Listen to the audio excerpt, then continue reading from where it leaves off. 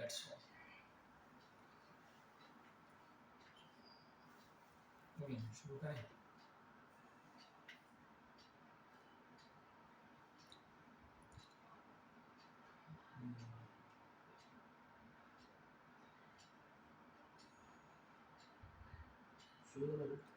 السلام علیکم ورحمۃ اللہ وبرکاتہ.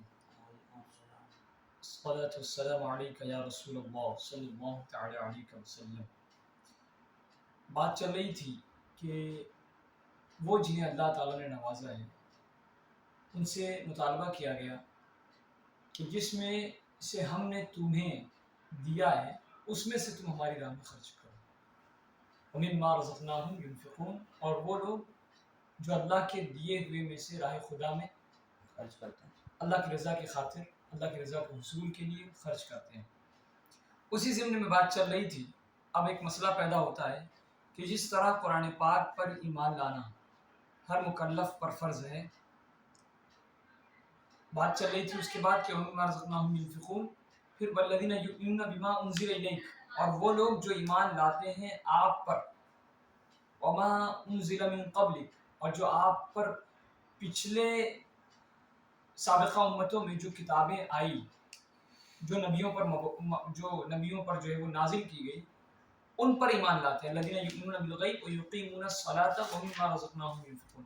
والذین یؤمنون بما انزل الیک وما انزل من قبلک, اور جو آپ پر ایمان لاتے ہیں, جو آپ پر نازل ہوا اس پر ایمان لاتے ہیں, اور جو آپ سے پہلے پر نازل ہوا ان پر ایمان لاتے ہیں. تو اب بات اس ضمن میں چل رہی ہے کہ جس طرح قرآن پاک پر ایمان لانا ہر مکلف پر, ہر ذمہ دار پر, ہر وہ شخص جس کو حکم شرع دیا گیا ہو اور حکم شرع کا پابند بنایا گیا ہو, وہ شخص مکلف ہے. تو اب ہر مکلف پر فرض ہے, یعنی کہ اس کے لیے چوائس ہے نہیں, اس پر فرض ہے, کمپلسری ہے کہ اس کو ایمان لانا چاہیے. اب اسی طرح جب قرآن پاک پر ایمان لانا ہر مکلف پر فرض ہے, تو اسی طریقے سے کتب سابقہ پر ایمان لانا بھی ضروری ہے. سابقہ کتب جو اس سے پہلے گزر چکی جو کتابیں, اس پر بھی ایمان لانا ضروری ہے نا. اس سے چھٹکارا نہیں, بالکل نہیں, بلکہ اس پر بھی ایمان لانا جو اللہ تعالیٰ نے حضور علیہ السلام سے قبل انبیاء علیہ الصلوۃ والتسلیم پر نازل فرمائی. جو اللہ تعالیٰ نے حضور علیہ الصلوۃ والتسلیم سے پہلے گزشتہ اور انبیاء علیہ السلام جو اس دنیا میں تشریف لائے, ان کے ساتھ کتابیں آئی, صحیفے آئے, چھوٹی چھوٹی کتابیں آئیں قانون کی, ہے نا, ان تمام پر بھی ان تمام پر ہمارے اوپر ضروری ہے کہ ہم ایمان لائیں. ٹھیک ہے, یہ ہو گیا. البتہ ان کے جو احکام ہماری شریعت میں منسوخ ہو گئے, ان کتابوں میں بہت سارے احکام جو ان کتابوں میں لکھے تھے وہ ہماری شریعت میں آنے کے بعد منسوخ ہو گئے, بدل گئے, تبدیل ہو گئے, ختم ہو گئے. تو اب جو ہے ان پر عمل کرنا درست نہیں ہے. جو پرانے حکم تھے قرآن کے آنے کے بعد قرآن پاک نے ان حکم کو چینج کر دیا, ان احکامات, ان آرڈر کو ختم کر دیا. تو اب ہم پر ضروری ہے کہ ان پر عمل نہ کریں, بلکہ قرآن پاک جو کہہ رہا ہے اس پر عمل کریں. بات سمجھ میں آئی؟ ٹھیک. مگر ایمان ضروری ہے. عمل ہم کو قرآن پاک کے مطابق کرنا ہے, لیکن ایمان ان پر لانا ضروری ہے. کیوں؟ کیونکہ وہ بھی اللہ کے کلام ہے, اللہ تعالیٰ نے ہی اپنے انبیاء علیہ السلام سے اپنے نبیوں پر جو ہے وہ نازل فرمایا. اس لیے اس بنیاد پر ایمان لانا ضروری ہے. نبیوں پر بھی مجموعی طور پر کتنے نبی آئے ان تمام پر ایمان لانا ضروری ہے نا, اور جو ان پر کتابیں نازل ہوئی, صحیفے نازل ہوئی, ان پر بھی ایمان لانا ہم پر ضروری ہے. مثلا مثال کے طور پر آپ اس کو ایسے سمجھیے کہ پچھلی شریعتوں میں جو ہم سے پہلے جو شریعت آئی, قانون آئے, نبی آئے, دستور لائے, ان میں جو ہے بیت المقدس قبلہ تھا. حضور علیہ السلام سے پہلے, بلکہ حضور علیہ السلام کے زمانے تک مسلمانوں کا قبلہ بیت المقدس, قبلہ اول کیا تھا؟ بیت المقدس. لوگ بیت المقدس کی طرف رخ کر کے نماز ادا کیا کرتے تھے, نماز پڑھا کرتے تھے. تو پچھلی شریعتوں میں یہ تھا, اور خود حضور علیہ السلام کے زمانے تک تھا. پھر دوران نماز حضور علیہ السلام کو قبلہ تحویل قبلہ کا حکم ہوا کہ آپ قبلہ جو ہے تبدیل فرما دیں.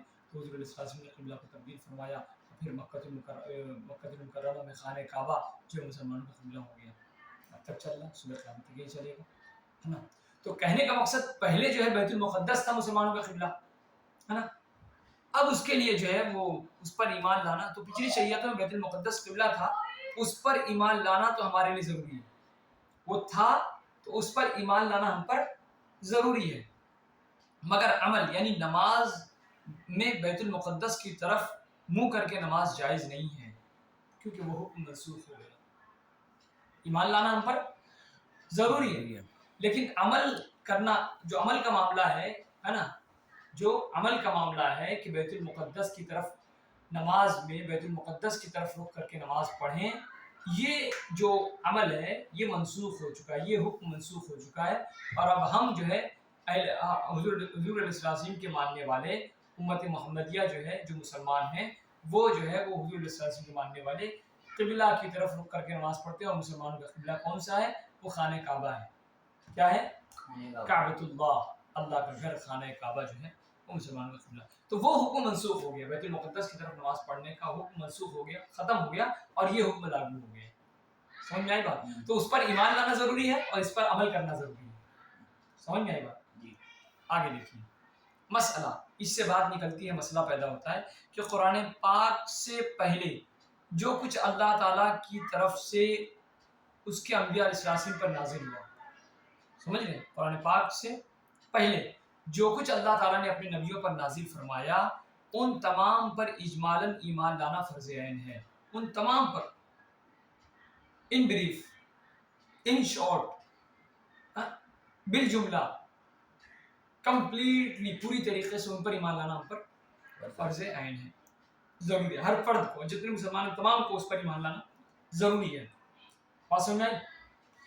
اس کے علاوہ قرآن کریم پر جو ہے تفصیلاً ایمان لانا یہ فرض کفایہ ہے۔ قرآن کریم پر تفصیل کے ساتھ کہ یہ آیت بھی صحیح ہے، یہ آیت بھی صحیح ہے، یہ حکم بھی صحیح ہے، وہ حکم بھی صحیح ہے، قرآن پاک کے جتنے احکام ہیں وہ تمام صحیح ہے، تفصیلی طور پر ایمان لانا یہ ہم پر ضروری ہے، یہ ہم پر فرض عین ہے، فرض عین نہیں، فرض کفایہ ہے، اور وہ فرض عین ہے کیا؟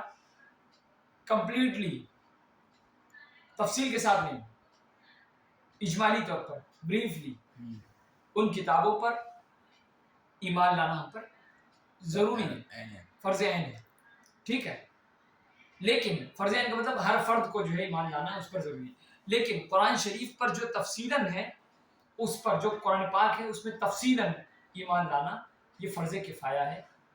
سمجھ میں آئی بات؟ فرض کفایہ ہے، ٹھیک ہے؟ اب دیکھیے، لہٰذا عوام پر اس کی تفصیلات کے علم کی تحصیل فرض نہیں۔ قرآن پاک میں جو کچھ ہے، قرآن پاک میں کیا کیا ہے، بہت سارے لوگ نہیں جانتے، اور بہت سارے لوگ جانتے ہیں لیکن ہر چیز نہیں جانتے، کچھ کچھ ہی جانتے ہیں، لیکن بہت کچھ جاننے کی کوشش کرتے رہتے ہیں۔ عوام پر اس کی تفصیلات کے علم کی تحصیل فرض نہیں۔ قرآن میں کیا کیا ہے یہ عوام کو جاننے کی ضرورت نہیں ہے، اتنا جاننا ضروری ہے کہ ہاں قرآن میں یہ سب کچھ ہے، یہ جاننا کافی ہے۔ اب یہ کہ کیا کیا ہے وہ جاننا ضروری نہیں، فرض نہیں ہے نا، جبکہ علماء موجود ہوں تو ان پر ضروری نہیں ہے، عوام پر سیکھنا، عوام پر جاننا ہے، کیونکہ علماء موجود ہیں اور علماء کو جان لینا کافی ہے۔ عالم لوگ اگر جان جائیں گے قرآن پاک میں کیا ہے تو وہ کافی ہے، عوام کو جاننے کی ضرورت نہیں ہے نا۔ سمجھ میں آئی بات؟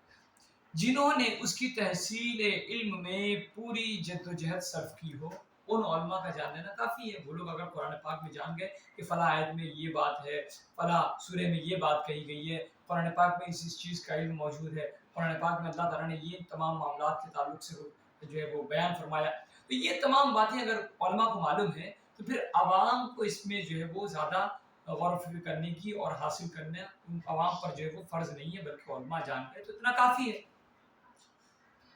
تو وہ کتابوں پر ایمان لانا جو نبیوں پر نازل ہوئی، جو حضور علیہ السلام سے پہلے نبیوں پر نازل ہوئی، ان پر بریفلی، اجمالی طور پر، سمجھ میں آئی بات؟ تفصیلی طور پر نہیں، اجمالی طور پر ایمان لانا فرض کفایہ ہے، تم کو فرض عین ہے، تم پر بھی ضروری ہے، مجھ پر بھی ضروری ہے کہ میں ان تمام پر ایمان لاؤں۔ لیکن قرآن پاک میں جو ہے، جو قرآن شریف میں جو احکامات بیان کیے گئے، قرآن پاک میں جو ٹاپک اور سبجیکٹ اور جو عنوانات بیان کیے گئے ہیں، ان پر تفصیلاً ایمان لانا جو ہے وہ کیا ہے؟ فرض کفایہ ہے، یعنی تم کو جاننا ضروری نہیں ہے، میں جان لیا تو کافی ہے، لیکن جان جاؤ تو بہتر ہے، لیکن جاننا فرض نہیں ہے۔ تم کو کیا کرنا ہے کہ اس پر جو ہے وہ ایمان لے آنا کافی ہے. سمجھ کیوں؟ کیونکہ علماء کافی ہے، عوام کو جاننا ضروری ہے. ٹھیک ہے، فرض نہیں ہے، ضروری ہے. ٹھیک. اب بات آگے چل رہی ہے کہ آگے قرآن پاک نے کہا کہ اللہ تعالیٰ نے کہا قرآن پاک میں کہ وَالَّذِينَ يُؤْمِنُونَ بِمَا أُنزِلَ إِلَيْكَ وَمَا أُنزِلَ مِن قَبْلِكَ وَبِالْآخِرَةِ هُمْ يُوقِنُونَ. اور وہ متقی پرہیزگار بندے وہ ہیں جو آخرت پر یقین رکھتے ہیں، آخرت پر یقین رکھیں، آخرت کے دن پر ایمان لائیں. وہ متقی پرہیزگار، ان کے اوصاف میں سے ایک وصف یہ ہے کہ وہ متقی پرہیزگار ہیں. اب بتا رہے ہیں یعنی دار آخرت اور جو کچھ اس میں ہے، آخرت کے گھر میں یعنی روز محشر جو کچھ ہے وہاں، جو جو سسٹم، جو جو نظام ہوگا، جو جو مرحلے ہوں گے، وہ تمام مرحلے اور جو کچھ اس میں پیش آنا ہے وہ دن اور اس میں جو جو پیش آنا ہے وہ تمام ہے نا، جزا و حساب وغیرہ سب پر ایسا یقین و اطمینان رکھتے ہیں کہ ذرا شک و شبہ نہ ہو، ہے نا، ذرا سا جو ہے وہ شک و شبہ نہیں. اس میں اہل کتاب وغیرہ کفار پر تعریض ہے، ان کو بھی جو ہے وہ اس میں تھوڑا سا ان سے ہٹ کر بات کی گئی اور ان کو بتایا گیا کہ جن کے اعتقادات آخرت کے متعلق فاسد ہیں. کفار مشرکین کی کوئی آخرت کے تعلق سے کوئی اعتقاد ان کا تو ہے نہیں، وہ یہ سوچتے ہیں کہ مر گئے تو ختم ہو گئے پھر کچھ نہیں. لیکن ہمارا کیا ہے کہ موت تو ایک انٹرول ہے، آدمی زندہ تھا تو دنیاوی زندگی تھی اور موت آئی تو اب موت ایک بیچ میں خلی خلا ہے، پھر موت کے بعد اس کی برزخی زندگی ہو گئی، وہ بھی ہمیشہ کی زندگی ہے. بات سمجھ میں آئی؟ جی. کفاروں کے یہاں کیا عقیدہ ہے کہ آدمی مر گیا تو ختم سب، لیکن ہمارے یہاں ایسا نہیں ہے. ایسا نہیں ہے. تو اب جو ہے پھر وہ یہ نہیں جانتے، یہ پروسیجر بھی نہیں، وہ یہ سمجھتے ہیں کہ مر گیا تو ختم. لیکن ہمارے یہاں کیا ہے کہ ابھی وہ دنیا میں تھا تو جو کچھ کر رہا تھا وہ تمام ریکارڈ میں ہے، اب اسے اس کا حساب دینے کے لیے ایک جگہ جمع ہونا ہے. ہمارے یہاں اس کا یہ عقیدہ ہے باضابطہ طور پر، اور اس عقیدے کو ہم مانتے بھی، یقین بھی کرتے، اس میں کوئی شک و شبہ نہیں. تو اس سے اس بات سے کفار کو ہٹا دیا گیا کہ نہیں، یہ اس میں شامل نہیں ہے، کیونکہ متقی پرہیزگار وہ لوگ ہیں جو آخرت کے دن پر ایمان لاتے ہیں، آخرت کے دن پر بھی اور اس میں جو جو ہوگا اس پر بھی ایمان لاتے ہیں. لیکن کفار اس پر ایمان نہیں لاتے، اسی لیے ان کو سائڈ کر دیا گیا، چلو ہٹو تمہارا یہ عقیدہ نہیں ہے. سمجھے بات؟ جی. آگے دیکھیے. اب جو ہے اس کے بعد اب ذکر فرمایا گیا کہ اولئک علی ھدی من ربہم واولئک ھم المفلحون. وہی لوگ اپنے رب کی طرف سے ہدایت پر ہیں. کون لوگ؟ جو متقی پرہیزگار ہیں اور جن کے اندر یہ خوبیاں ہیں، نماز قائم کرتے ہیں، اللہ کے دیے میں سے رزق میں سے جو ہے وہ لوگوں پر خرچہ کرتے ہیں، ایمان لاتے ہیں نبی پر جو کچھ نازل ہوا، اور نبی سے پہلے جتنے اور سارے انبیاء علیہ السلام آئے ان پر جو کچھ نازل ہوا ان پر ایمان لاتے ہیں، آخرت کے دن پر ایمان لاتے ہیں. یہ تمام خوبیاں بتائی گئی. اس کے بعد بتایا گیا کہ وہی لوگ اپنے رب کی طرف سے ہدایت پر ہیں اور وہی لوگ مراد کو پہنچنے والے ہیں، وہی لوگ مقصد کو پہنچنے والے، گول کو اچیو کرنے والے، پانے والے، حاصل کرنے والے ہیں. اب اس کے بعد ان الذین کفروا کہا گیا، اور وہ لوگ جو کفر کیے، ہے نا، سواء علیہم اانذرتہم ام لم تنذرہم لا یؤمنون. بتا رہے ہیں کہ وہ جن کی قسمت میں کفر ہے، جن کی قسمت میں کفر، جن کی قسمت ہی کفر ہے، جن کی قسمت میں ہی کفر ہے، انہیں برابر ہے. سواء علیہم، ان کے حق میں برابر ہے. کیا برابر ہے؟ چاہے تم انہیں ڈراؤ یا نہ ڈراؤ. جن کی قسمت میں ہی کفر ہے، جن کی قسمت ہی ٹوٹی ہے، پھوٹی ہے، تو چاہے تم انہیں ڈراؤ اور چاہے نہ ڈراؤ. کیا ہے؟ لا یؤمنون، وہ ایمان نہیں لانے والے، وہ ایمان لانے کے نہیں، تو ایمان نہیں لائیں گے. بات اب کر رہے ہیں کہ یہ فرمایا جا رہا ہے کہ اولیاء کے بعد اولیاء اللہ کے، ٹھیک ہے، اولیاء اللہ کے، سن رہے ہیں بات کو؟ جی. ٹھیک. اولیاء اللہ کے بعد اعداء کا ذکر فرمانا، اللہ کے دوستوں کا ایک طرف ذکر فرمایا کہ متقین اللہ کے دوست ہیں، اور اب جو ہے کفار کا ذکر کیا جا رہا ہے، تو اللہ کے دوستوں کے بعد اللہ کے دشمنوں کا ذکر کیا جا رہا ہے نا. یہ حکمت ہدایت ہے، حکمت ہدایت کی حکمت ہے کہ اس مقابلے سے ہر ایک کو اپنی کردار کی حقیقت اور اس کے نتائج پر نظر ہو جائے. ہر کسی کو پتہ چل جائے کہ میں اگر اللہ کا مقرب ہوں تو کس بنیاد پر اللہ نے مجھے پسند کیا ہے، اپنا دوست بنایا ہے، اور اگر میں اللہ کی بارگاہ سے بھگا دیا گیا ہوں تو کس بنیاد پر بھگا دیا ہوں. ان دونوں چیزوں کو سمجھنے کی ضرورت ہے. اچھا آدمی سمجھ جائے گا کہ میں اللہ کا قریبی اس بنیاد پر ہوں کہ اللہ تعالیٰ مجھے اس لیے پسند کرتا ہے کیونکہ میں یہ تمام خوبیاں میرے اندر ہیں، میں یہ تمام کام کرتا ہوں. اور برا آدمی سمجھ جائے گا کہ میں برا اس لیے ہوں کہ میں اللہ تعالیٰ کی نہیں سنتا اور یہ تمام نافرمانی میرے اندر ہے. تو ان دونوں کو اپنے اپنے نتیجوں کا بھی علم ہو جائے. قرآن پاک نے متقی کو اس کا نتیجہ بھی دکھا دیا کہ وہ لوگ علی ھدی من ربہم اولئک هم المفلحون، ان کے ساتھ اللہ کی رضا شامل ہے اور وہ کہاں ہوں گے؟ اپنی مراد کو پہنچ جائیں گے. اور جو اللہ کے نافرمان، جو اللہ کے دشمن ہیں، انہیں بھی اس کا رزلٹ پتہ چل جائے کہ ان کا آخر نتیجہ کیا ہونا ہے. یہ بھی قرآن پاک نے بیان فرمایا تاکہ وہ دونوں اپنی حقیقت کو سمجھ جائیں کہ ان کا انجام کیا ہوگا. بس سمجھ گئے؟ آگے دیکھیے. ٹھیک ہے، کل انشاءاللہ.